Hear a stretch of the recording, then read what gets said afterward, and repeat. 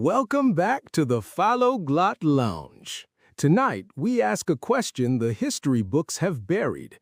Before silicon chips or transistors, before the first line of code was ever written, who built the first thinking machine? Two men at this table gave humanity its first answer to that question. Separated by 15 centuries, but united by one obsession. The first, a barber's son from Alexandria, who tamed water into a clock. The second, a Dominican friar who may have given bronze a voice. Gentlemen, welcome. The clepsydra, or water clock. People think it's just a bowl with a hole. They're wrong. My clepsydra was a regulator. The problem wasn't measuring water, it was that water pressure changes as the reservoir empties, making the flow uneven and the measurement useless. Most engineers of my era accepted that flaw as inevitable. I did not. I introduced a conical regulator, a float-controlled valve that maintained constant pressure. This constant flow drove a float upward along a column of marked hours. From there, I used gears and levers to make mechanical birds sing at the turn of each hour and trumpets sound at dawn. No magic, just physics. Physics, yes. Your descriptions are remarkable, Ctesibius. A regulated flow of water, driving gears, producing the appearance of life. But when does the simulation of life become something more? What is it you refer to? The medieval scholars called it many things. The rumor that survived was this. After 30 years of study, theology, natural philosophy, alchemy, mechanics, I constructed a speaking head of brass, an automaton capable of responding to questions, of producing articulated speech. My student, Thomas Aquinas, a man of extraordinary intellect and genuine piety, encountered it in my study. He believed it to be a demonic instrument. He took a hammer, 30 years of work, in perhaps 30 seconds, gone. That is a tragedy of engineering. Or a question he could not answer. Thomas was not a foolish man. He was, in fact, among the most rigorous minds of his century. What he saw, and feared, was not the mechanics. It was the threshold. Your birds sang, Ctesibius, on a schedule, because of gears you designed, but a machine that responds, that answers, that adapts its speech to the question asked of it. At what point does the observer's mind begin to ask, is there something in there? The observer's discomfort is not a property of the machine, it is a property of the observer. Perhaps. And yet that discomfort has shaped every civilization's relationship with its own creations. From my bronze head, to your singing birds, to every thinking machine that comes after us. In centuries, we will not live to see. The fear is not irrational, my friend. The fear is prescient. Here is the detail that most historians walk past without stopping. Ctesibius did not simply divide the day into equal parts.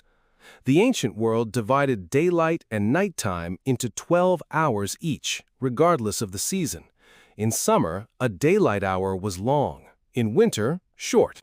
The same numeral, a different duration.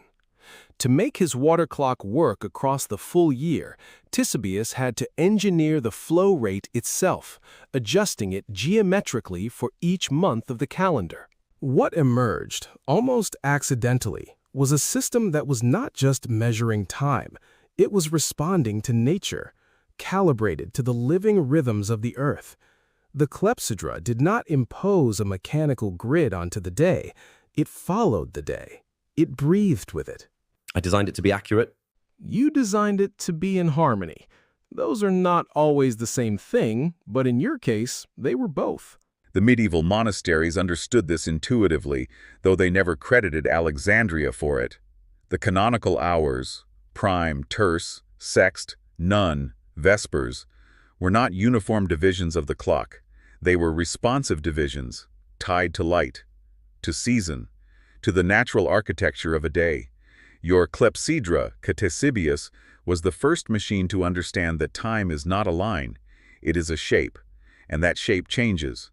And there it is, the hidden connection. 15 centuries apart, two of history's most extraordinary minds arrived at the same architectural truth. That a machine becomes extraordinary not when it operates despite natural cycles, but when it operates because of them. Now, Before we say goodnight, we have embedded something inside this video, and we have been rather deliberate about it.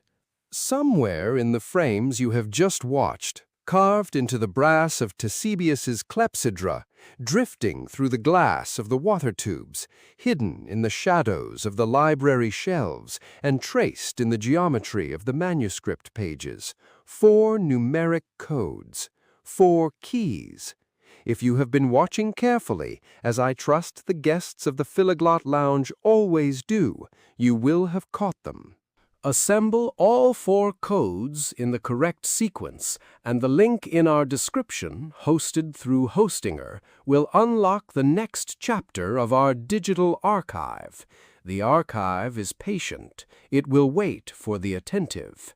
Ctesibius of Alexandria, Albertus Magnus, thank you for spending this hour, however you choose to measure it, with us here at the lounge. The physics was always sound, only the observers needed time to understand it, no pun intended. Every machine carries the question its maker was afraid to ask. I hope yours do not remain unanswered. And to you, our dear audience, wherever in the world this evening finds you, whatever clock governs your hours, thank you for your time, which is the only currency that cannot be refunded. The Philoglot Lounge will be here, ticking until next time. Keep listening closely to language, to history, and to the occasional sound of water finding its own perfect level. Good evening.